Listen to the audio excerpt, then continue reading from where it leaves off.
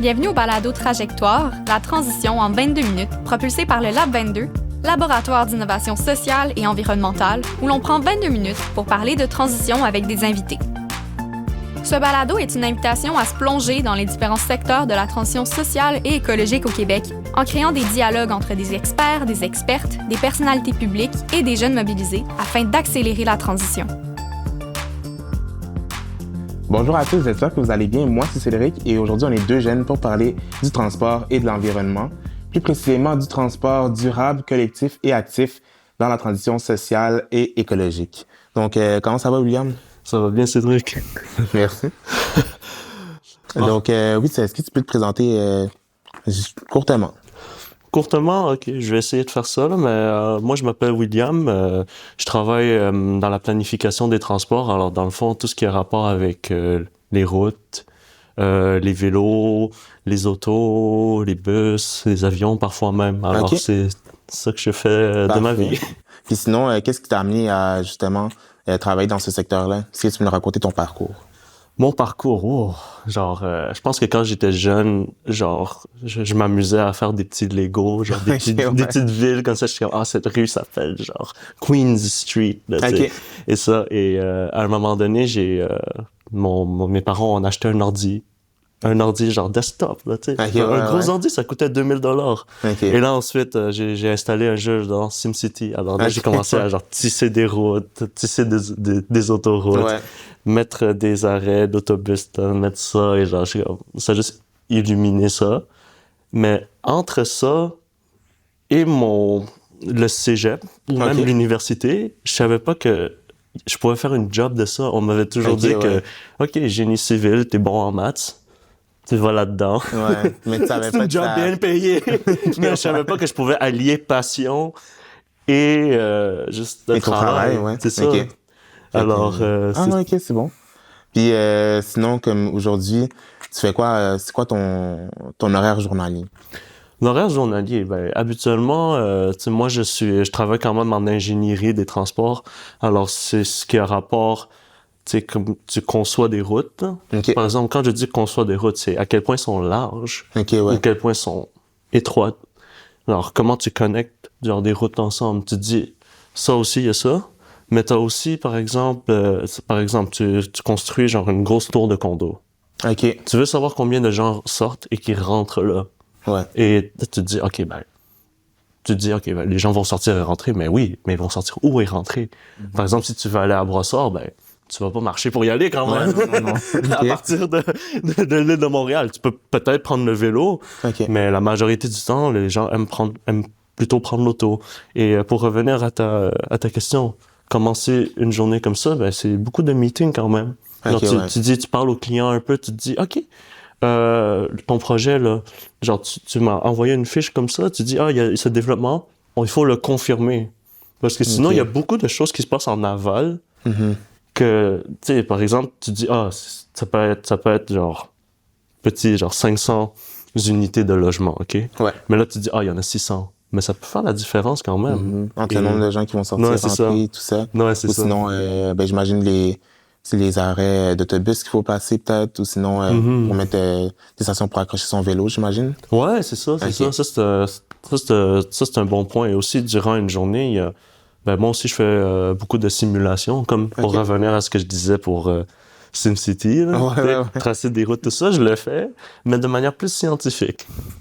Alors, tu sais, c'est des vrais chiffres qu'on a comptés sur le terrain avec un robot, bien sûr. Pas un robot, une caméra. Avant, on le faisait à la main, mais là, maintenant, on délègue.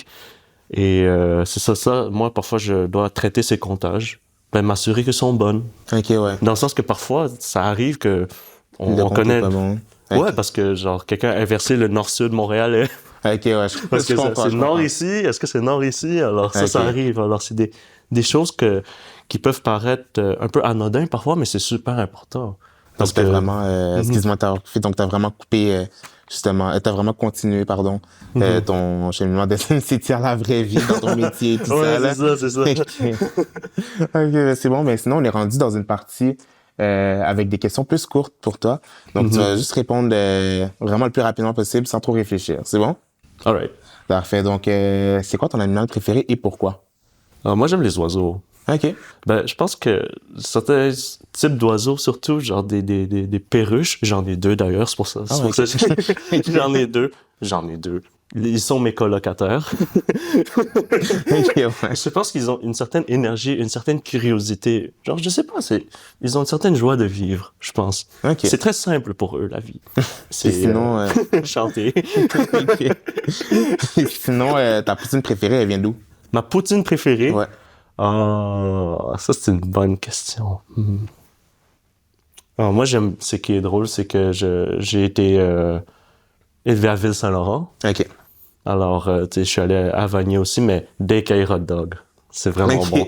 Ben, c'est ça, ils vendent des hot dogs, mais leur poutine est vraiment bonne. OK, leur poutine, c'est A1. Non, c'est A1, ce genre là. C'est ça. Tous les gens qui sont allés à Vanier sont allés là au moins une fois, là, tu sais. J'adore les gens qui sont à Vanier. C'est comme le petit coin. OK. Yeah. Puis sinon, qui t'inspire aujourd'hui?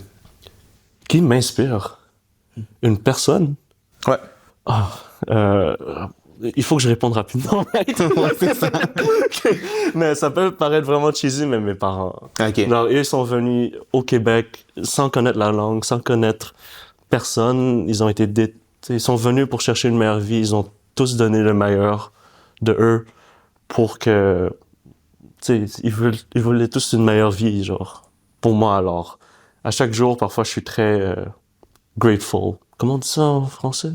T'es meilleur en moi que moi. C'est choyé. Choyé, ouais, c'est vraiment choyé, genre. En même temps, moi, je pense que c'est une bonne réponse aussi, là. c'est pas obligé de quelqu'un dans la sphère publique. Mais, tu sais, comme t'as dit, ils t'ont donné ton premier ordinateur, puis c'est un peu ça, j'imagine. C'est un début, tu t'as installé SimCity là-dessus. Ouais. Puis t'as continué, fait que c'est quand même... Ouais. Je comprends. Puis sinon, là, on va continuer à la première partie du podcast. Donc, pourquoi t'as décidé de t'impliquer en environnement? Ça, c'est une très bonne question. Moi, je vais prendre une respiration, genre, avant de répondre. Vas-y, on a le temps. Ah, merci. L'environnement, je pense que c'est quelque chose qui nous touche toutes et tous, tu vois, dans le sens qu'on le vit en ce moment. On le voit, genre, tu sais, chaque jour quand on se lève, on dit « Ah, la température, comment elle est? » Alors, j'aime bien une petite veste pour sortir, il fait moins 15, soudainement. Tu vois? Genre, okay, il y a des changements qui se passent, et là, moi, je me suis dit, il faut faire quelque chose face à ça, genre. On peut l'accepter, ou on peut seulement essayer de changer les choses. Essayer de changer les choses, et moi, je pense que l'important, c'est il faut essayer, et on veut, comme mes parents m'ont donné le meilleur, moi, je veux donner le meilleur pour une prochaine génération aussi. Ah, ben c'est beau ce que tu dis. Des gens plus jeunes que moi, comme toi, Cédric. Non, mais honnêtement, c'est vraiment beau ce que tu dis parce que c'est vrai que là, on parlait un peu de ta famille, tout ça, mais toi, tu veux aussi donner après. Puis je pense qu'on devrait peut-être tous s'impliquer aussi puis faire des petits gestes. Sinon, toi, justement, c'est quoi les petits gestes que tu fais dans ton quotidien pour t'impliquer dans l'environnement?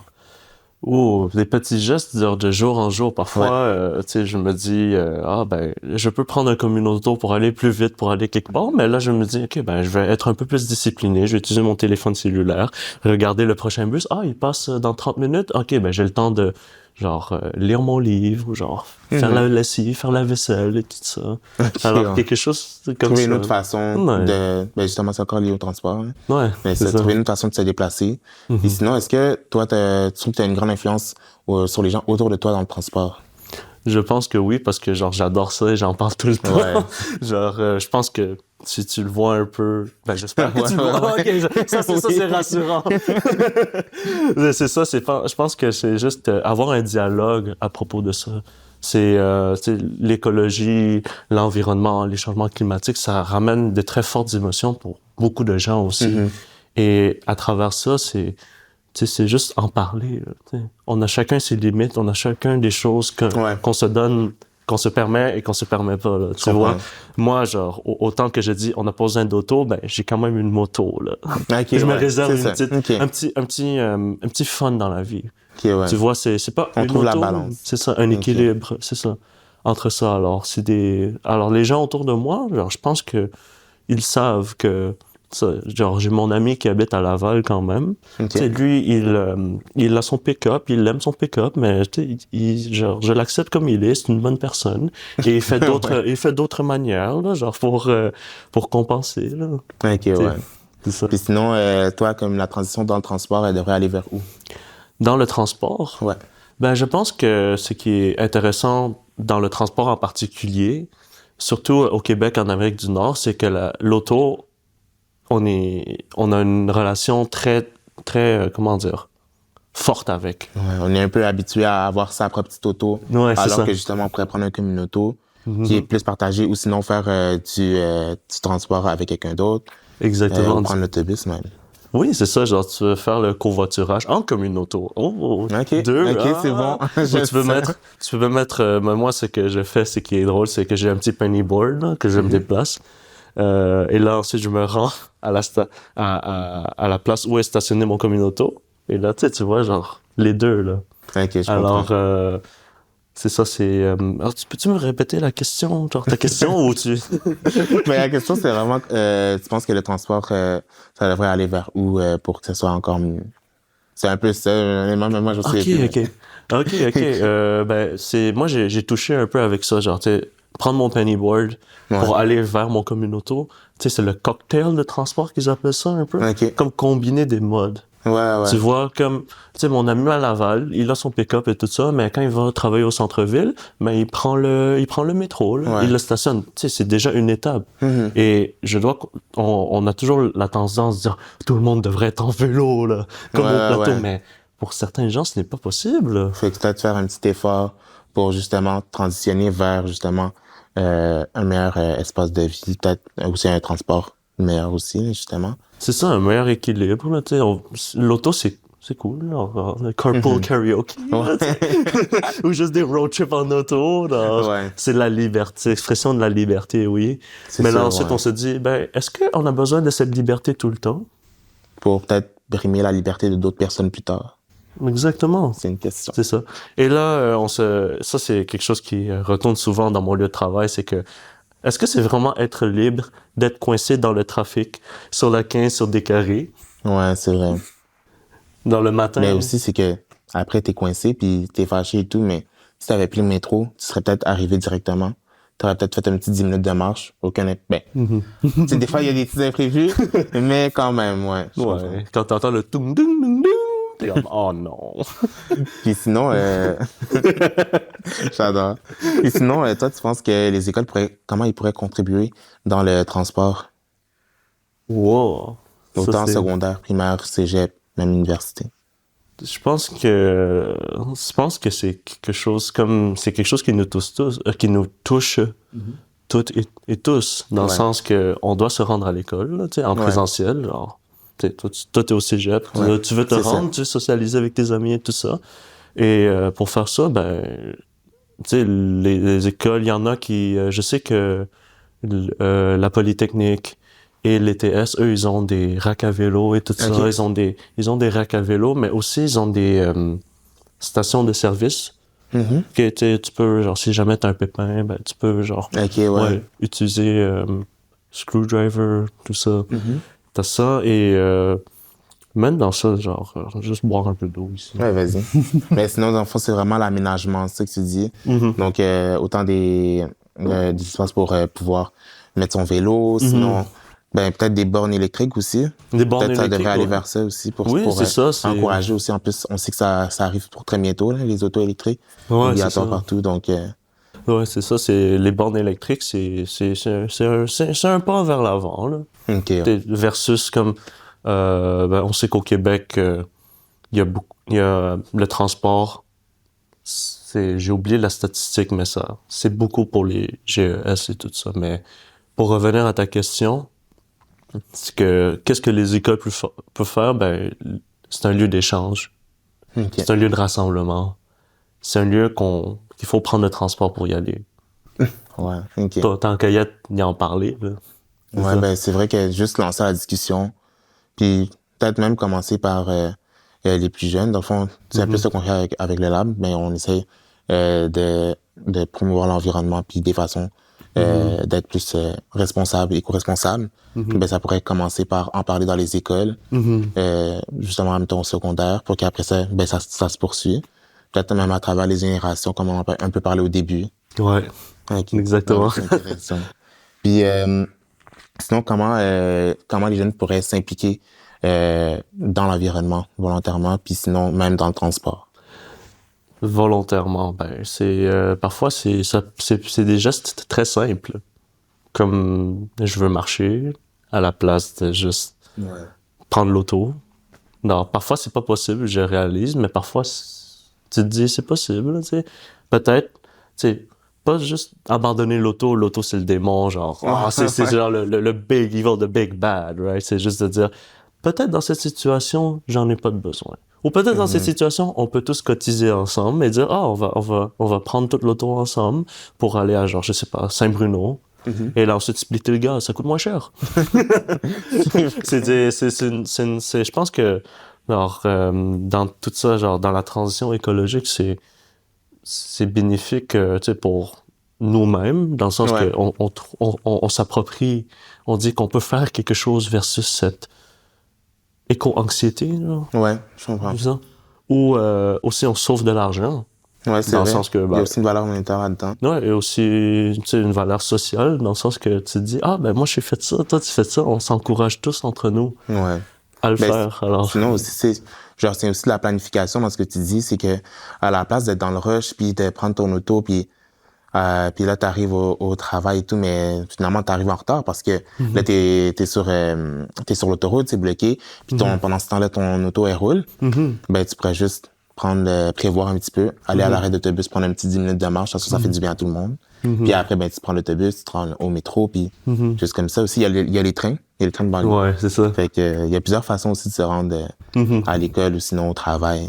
Ouais, c'est ça. C'est juste qu'il y a juste beaucoup d'options. Ben tu sais, ça c'est sûr que je parle d'une manière plus Montréal, métropole, on a un bon réseau de transport quand même. On va se le dire, on est quand même genre mieux, on est quand même bien placé là. Tu sais, on se place parmi les top 5. Okay. Tu sais, c'est quand même, on est quand même bien choyé. De toute façon, ça évolue encore. Là. Il y a la ligne bleue qui va s'allonger. Il y a le REM qui va arriver. C'est ça en plus. Fait que c'est encore je pense que justement c'est excitant parce que là ça nous donne encore plus le goût d'utiliser les transports en commun, puis en plus l'essence elle monte. Le prix de l'essence fait. C'est aussi tu sais de plus en plus moi j'entends le monde dire ben l'auto genre il faut que je conduise et ça me stresse de conduire. Ouais, OK, je comprends. Ouais, ben c'est ça. Et... En même temps, c'est vrai que moi personnellement, j'ai aussi entendu ça, ben tu sais je suis plus jeune que toi, fait que j'ai entendu plusieurs de mes amis qui ont commencé à conduire tout seul depuis soit 1 an même, mais ils sont encore un peu stressés. Ben moi j'en dis toujours ben si t'es stressé, ben fais juste prendre le transport en commun, tu sais, rendu là. C'est sûr que comme il peut toujours arriver des choses, on peut rien prévoir, mais quand même. Puis en plus tu fais un petit geste pour l'environnement, fait pourquoi pas. Ouais, c'est ça, c'est moi je pense que dans tout ça, c'est chacun d'entre nous on fait nos gestes qui sont propres à nous. Ouais. Non, mais chacun son rythme. Chacun son rythme. Il y a des gens qui aiment ça faire le vélo l'hiver, alors moi j'ai commencé à aller là-dedans, là. Okay. Comme beaucoup de gens Lab 22 que j'ai eu le privilège de parler. Alors c'est ça, il y a des gens qui font ça, il y a des gens qui sont comme je vais avoir une voiture électrique ou peut-être je vais conduire mon auto vers la station de train par exemple. Et ça c'est il y a des et aussi juste aller d'un endroit à l'autre, ça n'a pas besoin d'être ça, là, tu sais, le transport, ça peut être même pour le plaisir, là. Ah, ben c'est vrai. C'est ça, sinon, qui veut ouais, sinon, je te laisse le mot de la fin, donc tu peux y aller. Mot de la fin? Si je dois te donner un mot de la fin, genre, fais ce qui te transporte. OK. C'est ça, on a tous nos moyens de se transporter, alors... ouais, c'est ça. Parfait, j'aime vraiment ça. Merci à tous d'avoir écouté l'épisode, puis sinon on se revoit pour une prochaine fois avec de nouveaux animateurs et de nouveaux invités. Bonne fin de journée. Donc si vous avez des questions en lien avec l'épisode d'aujourd'hui, je vous invite à l'écrire dans les commentaires pour qu'on puisse y répondre peut-être dans les prochains épisodes du balado. Donc si vous êtes d'avis comme nos invités que l'éducation a un rôle clé à jouer dans la transition sociale et écologique et dans le développement d'une éco-citoyenneté et d'un pouvoir d'agir chez les jeunes, je vous invite à signer ou appuyer le Pacte de l'École québécoise, l'appel en engagement et une feuille de route pour l'avènement d'écoles éco-responsables au Québec.